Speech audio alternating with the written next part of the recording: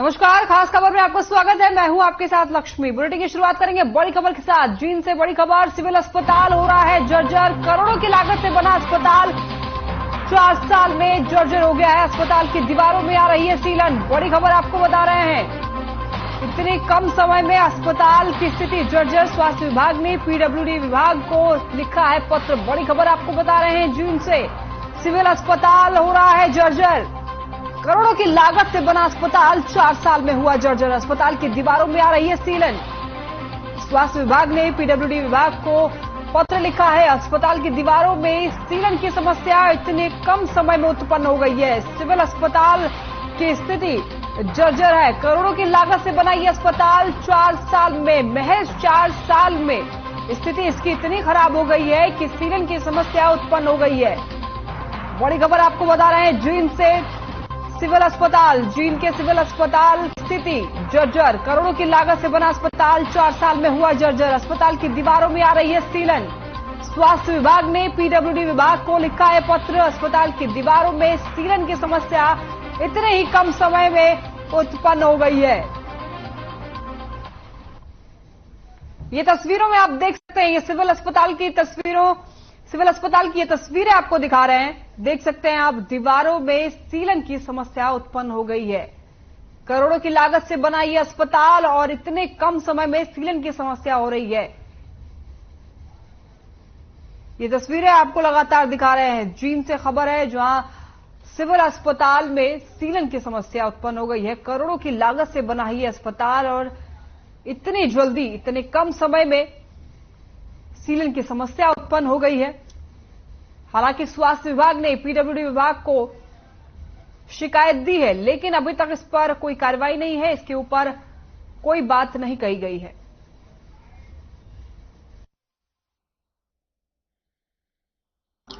ये देखिए, जो सिविल हॉस्पिटल जींद में नई बिल्डिंग है, वो लगभग उसको बने हुए 4 वर्ष के करीब हुए हैं। और इसका जो टेंडर है वो पीडब्ल्यूडी डिपार्टमेंट्स के पास था और उन्होंने ही अपनी देखरेख के अंदर ये बिल्डिंग तैयार की थी। और अब फिलहाल लगभग 4 वर्ष पूरे हुए हैं और इसमें हमें जो छोटी मोटी प्रॉब्लम पहले लीकेज और सीपेज की आ रही थी, और अब देखने में ये आया कि जो सर्जिकल वार्ड है उसका जो बाथरूम के साथ में जो वार्ड का रूम पड़ता है, उसमें अंदर की तरफ भी पहले तो जो लीकेज और सीपेज थी वो बाहरी दीवारों की तरफ थी, अब वो अंदर की तरफ भी काफी ज्यादा लीकेज देखने में मिली है।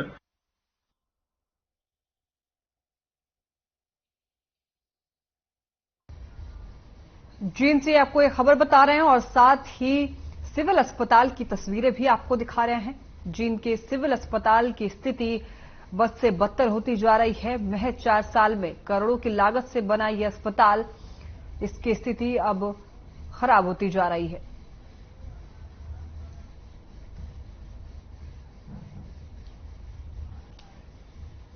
इसी खबर पर हमारे साथ ज्यादा जानकारी के लिए परमजीत जुड़ गए हैं जींद से। परमजीत, बताएं इस खबर पर क्या है पूरी जानकारी। इतने कम समय में सिविल अस्पताल की स्थिति बद से बदतर कैसे होती जा रही है, क्या कुछ पूरा मामला है, बताएं। बिल्कुल, जींद हॉस्पिटल की बात की जाए तो करीबन 4 साल पहले हॉस्पिटल तैयार हुआ था। 100 बेड का ये हॉस्पिटल बना था, तो उसके हालात है वो बहुत खराब हो के हालात में बिल्डिंग हो गई है। हालांकि चीफ के तो डिप्टी सीएमओ है डॉक्टर राजेश बोला, उन्होंने पत्र लिखा है विभाग को, जो पीडब्ल्यूडी विभाग को पत्र लिखा है कि इसकी जांच जल्दी से जल्दी की जाए।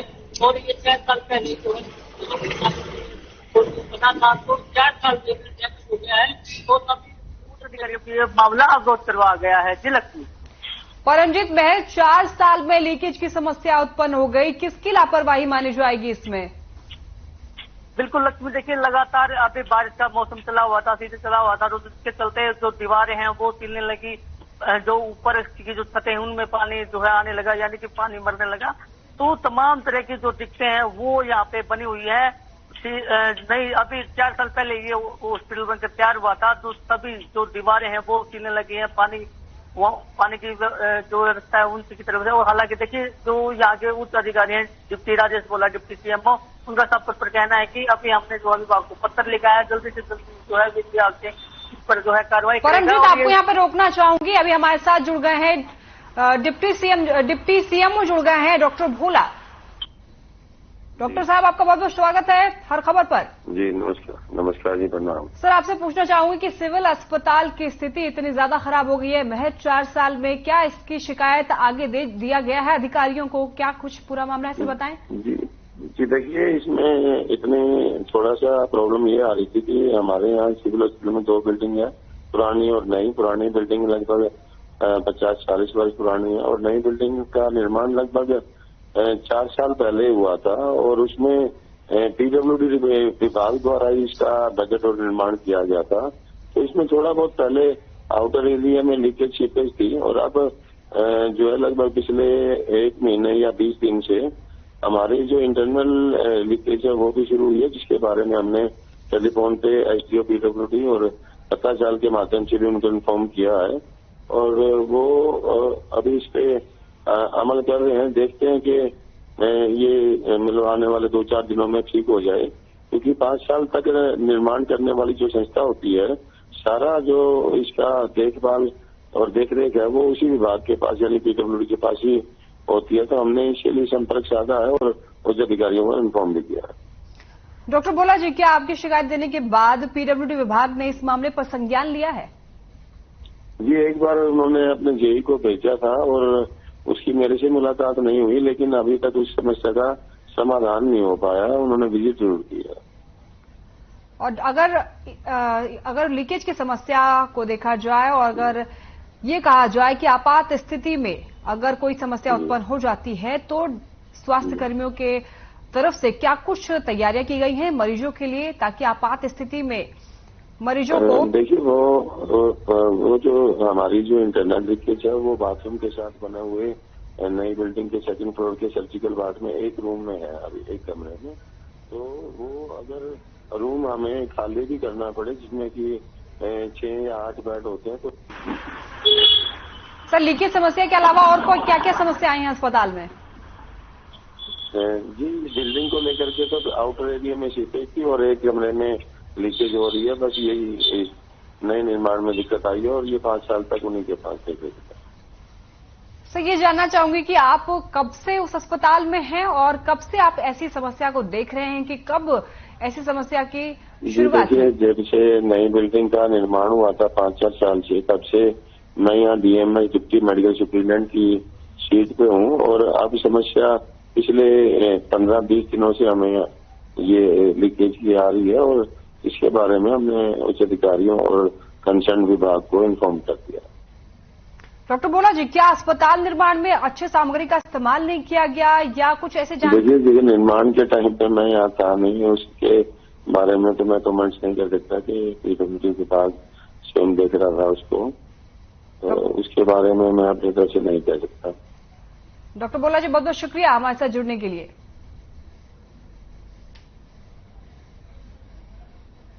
और इसी खबर पर हमारे साथ बने हुए हैं परमजीत, आपसे जानना चाहूंगी, क्या निर्माण के समय में अच्छी सामग्री का इस्तेमाल नहीं किया गया था? क्या कुछ जानकारी है इसे लेकर के आपके पास? बिल्कुल लक्ष्मी, देखिए जिस तरीके से तस्वीरें जो बयां करी हैं, इसमें तो यही लगता है कि अच्छी सामग्री का उपयोग नहीं किया गया, क्योंकि 4 साल में अगर बिल्डिंग डैमेज हो जाएगी तो आगे किस तरह से चल पाएगा। तो तस्वीर कुछ और ही बयां करी है। हालांकि ये तो जांच का विषय है, जब जांच होगी तब पता चल पाएगा कि अच्छी सामग्री का उपयोग हुआ था या फिर नहीं हुआ था। तो अभी जो है केवल 4 साल में ही ये जो करोड़ों की बिल्डिंग बनी थी ये डैमेज हो चुकी है। सीलिंग की समस्या जो है लगातार बनी हुई है। तो देखिए, हालांकि जिस प्रकार से जीत के जो डिप्टी सीएमओ है सिविल हॉस्पिटल के डॉक्टर राजेश सोलंकी, उन्होंने बताया कि हमने जो है जो सिविल जो सीजन की जो समस्या है उसको हमने पीडब्ल्यूडी को पत्र लिखा है, अपने उच्च अधिकारियों को अवगत करवा दिया गया है।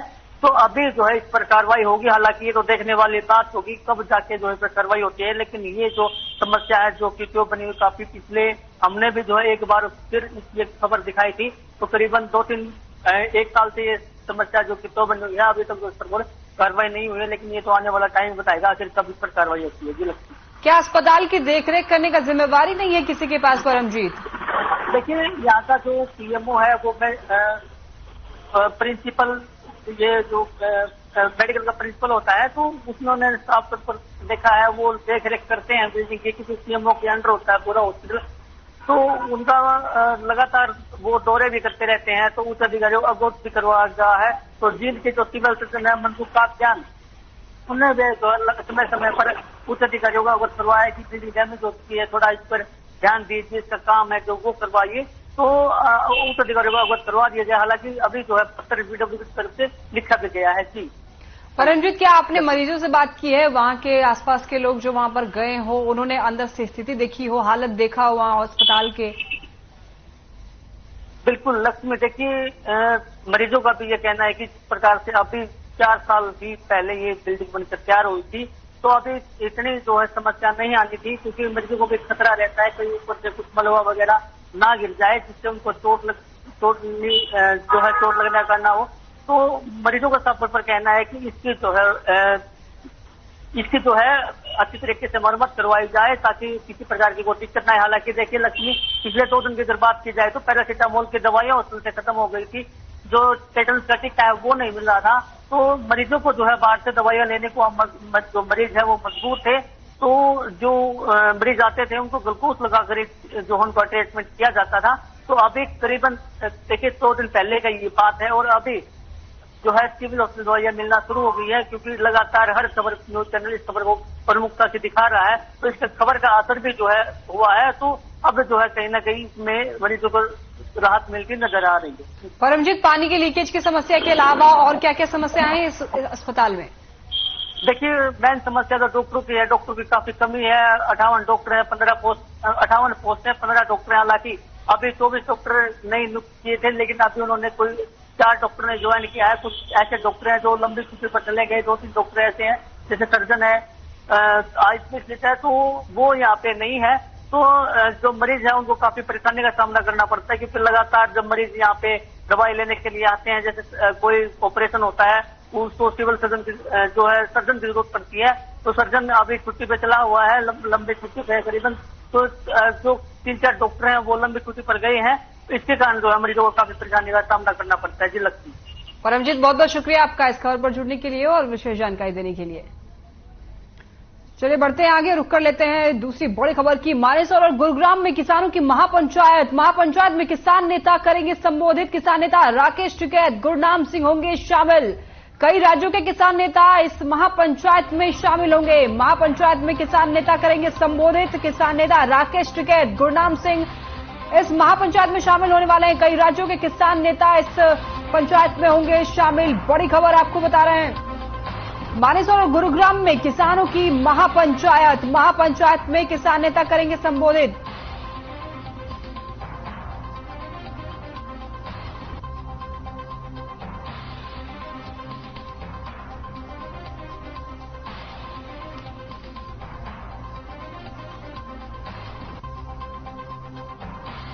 किसान नेता राकेश टिकैत, गुरनाम सिंह चरूनी इस महापंचायत में शामिल होने वाले हैं। बड़ी खबर आपको बता रहे हैं, मानेसर और गुरुग्राम में किसानों की महापंचायत में किसान नेता संबोधित करेंगे।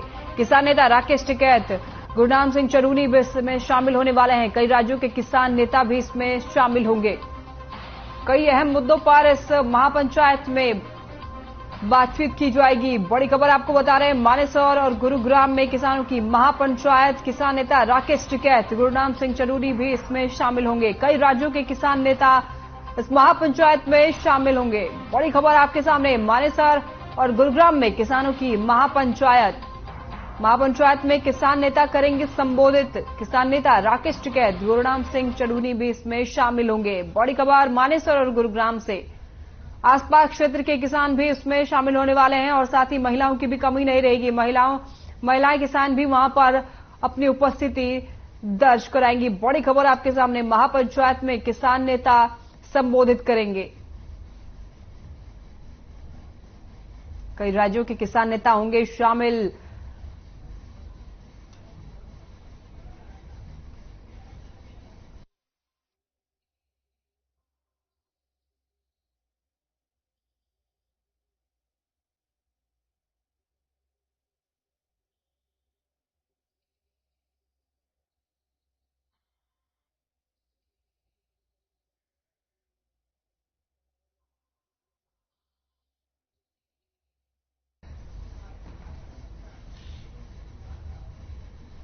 और इसी खबर पर हमारे साथ ज्यादा जानकारी के लिए हमारे ब्यूरो हेड सुशील सिंह जुड़ गए हैं। सुशील, बताएं इस खबर पर क्या है पूरी जानकारी। किसानों की महापंचायत होने वाली है। अनुरोध करूंगा कि वो एक बार आए और पंचायत की कार्रवाई को आगे कैसे बढ़ाना है उसमें अपने जोड़ ले रही है। और जो रेट जो 2011 में सेक्शन 4 का नोटिस दिया गया था, उसी आधार पर उस वक्त रेट 55 लाख रुपए लगाया गया था और इस सरकार जबरन इनसे उसी रेट पर जमीन जबरन ले रही है। और इसको लेकर ये आज 77 डेज हो गए, 77वां दिन है और आज एक महापंचायत का आयोजन किया जा रहा है। और इस महापंचायत में पूरे हरियाणा से जितने भी किसान हैं वो सब शामिल हो रहे हैं और ये कहीं ना कहीं किसानों के साथ ज्यादती है और यही माना जा रहा है। इसी को लेकर आज कई बड़े किसान नेता हैं जो इसमें शामिल हो रहे हैं और जिसमें राकेश टिकैत भी यहाँ पहुंचने वाले हैं। कांग्रेस के भी कई तमाम बड़े नेता यहाँ पहुंचेंगे। धोनी जो किसान नेता हैं वो पहुंचे हैं और मेरे पीछे आप देख सकते हैं कि मंच लगा हुआ है और अभी लोगों का आना शुरू है, तांता लगा हुआ है। जितने किसान हैं आसपास के आ रहे हैं, चाहे वो पलवल हो या एडजॉइनिंग जितने भी डिस्ट्रिक्ट हैं, उन सभी डिस्ट्रिक्ट के लोग तमाम किसान यहाँ आ रहे हैं, पहुंच रहे हैं और पहुंचकर यहाँ आज वो अपना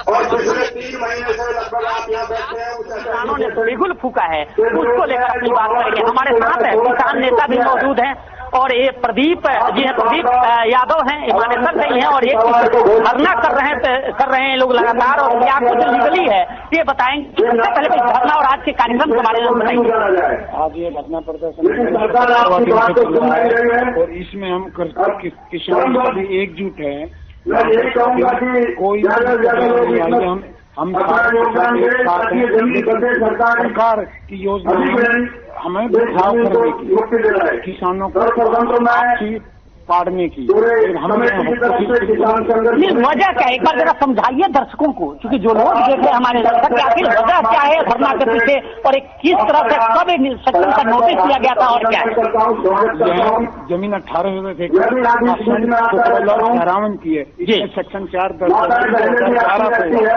10 जनवरी 2011 हम इसका विरोध कर रहे हैं। उसी टाइम से हमने धरना प्रदर्शन किया था और उसी टाइम PIL डाली थी। PIL में 25 अप्रैल 2011 जो की सुप्रीम कोर्ट में था। सुप्रीम कोर्ट 2014 में Punjab and Haryana high court में वहाँ से करता हुआ 2019 दिसंबर 2019 में यह केस खारिज कर दिया गया। खारिज करने का कारण भी एजी एडवोकेट जनरल हरियाणा ने एक रिक्वेस्ट की थी कि भाई हम ये आपका जो मुद्दा चला हुआ है कि और इसको निपटा लेंगे हाई पावर और हाई पावर सबको मान्य होगा। ये बात हमने हाई कोर्ट में मान ली और मानने के बाद माननीय हाई कोर्ट ने हमारे डिस्पोज ऑफ कर दिया था। उसके बाद 4 महीने किया था को कमेटी को कर दिया गया। 4 महीने से लेके 2019 से लेके आज 2022 ना तो कोई कमेटी कॉन्स्टिट्यूट की है और ना कभी हमें बुलाया है। आप जबरन जमीन ले रहे हैं। उसके बाद जबरन इन्होंने सेक्शन जो नहीं कर सकते थे, क्योंकि हाई कोर्ट की पालना करने की ऑर्डर इन्होंने ऑर्डर की कोई पालना नहीं की है। बिल्कुल लक्ष्मी, आप देख सकती हैं कि जो किसान है साफ तौर पर कह रहे हैं कि जिस पर जब हाई कोर्ट में मामला था तो हाई कोर्ट ने इनके मामले को जाके किया था कि प्रदेश सरकार एक हाई परचेज कमेटी का गठन करे और वो कमेटी सरकार के और किसानों के साथ मिलकर जमीन है वो इनकी लेगी। लेकिन प्रदेश सरकार पर यह आरोप है कि ना कोई कमेटी का गठन किया गया और ना ही रेट बढ़ाए गए। और जो 2011 में 55 लाख रुपए एकड़ के हिसाब से जो बात की गई थी, जो रेट उस वक्त था, आज 2022 से और रेट वही है। सरकार ने उस रेट को भी नहीं बढ़ाया और उसी रेट पे जबकि आज यहाँ की स्थिति देखें तो करीब 8 से 10 करोड़ रुपए प्रत्येक एकड़ के हिसाब से यहाँ रेट है और सरकार उसी पुराने रेट पे चल रही है और ये कहीं ना कहीं मनमानी है, बर्बरता है। और यही वजह है कि सब लोग लामबंद हुए हैं और अब सरकार के खिलाफ आर पार की लड़ाई लड़ रहे हैं। सुशील जी, बहुत बहुत शुक्रिया आपका इस खबर पर जुड़ने के लिए और विशेष जानकारी देने के लिए। तो गुरुग्राम और मानेसर में किसान की महापंचायत है। मानेसर और गुरुग्राम में किसानों की भीड़ यहां पर आप देख सकते हैं। ये धीरे धीरे इनका आना शुरू हो गया है और यहां पर कई सारे किसान नेता यहां पर मौजूद हैं और कुछ लोग अभी और भी आएंगे और साथ ही यहां पर कई सारे किसान एक साथ बैठे हुए हैं अपनी मांगों को लेकर के। यहां बैठेंगे, एक साथ विचार करेंगे। मानेसर गुरुग्राम में किसानों की महापंचायत है। किसान नेता राकेश टिकैत भी इस महापंचायत में शामिल होने वाले हैं और साथ ही गुरनाम सिंह चडूनी भी, किसान नेता गुरनाम सिंह चडूनी भी इस महापंचायत में शामिल होंगे। किसानों को संबोधित करेंगे किसान नेता। किसानों के महापंचायत में आज कई सारे अहम मुद्दों पर चर्चा की जाएगी। लगातार किसान अपनी मांगों को लेकर आवाज बुलंद कर रहे हैं और सिर्फ यहां ही नहीं बल्कि कई और जगहों पर भी किसान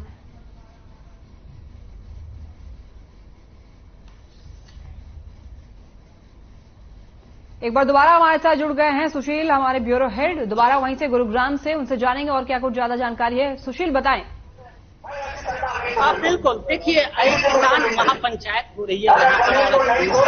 जो किसान के बड़े नेता हैं, चाहे वो राकेश टिकैत हो, गुरनाम सिंह चडूनी हो, सब लोग इसमें शिरकत करेंगे और आसपास के पूरे हरियाणा के वैसे तो किसान इसमें शामिल हो रहे हैं, जो आ रहे हैं। और अभी एक ज्वाइनिंग जो गुरुग्राम के जिले हैं, चाहे वो पलवल हो या फिर रेवाड़ी हो या फिर आसपास के मेवात हो। सुशील जी, आपसे ये जानना चाहूंगी कि वहां पर मौजूद हैं और आप और आपके पीछे ये भी देख सकती हूँ कि लोगों का आना जाना लगा हुआ है, तो क्या आप बता सकते हैं कि कब तक ये महापंचायत शुरू होने वाली है? कब राकेश टिकैत और किसान नेता गुरनाम सिंह चडूनी वहां पर पहुंचने वाले हैं?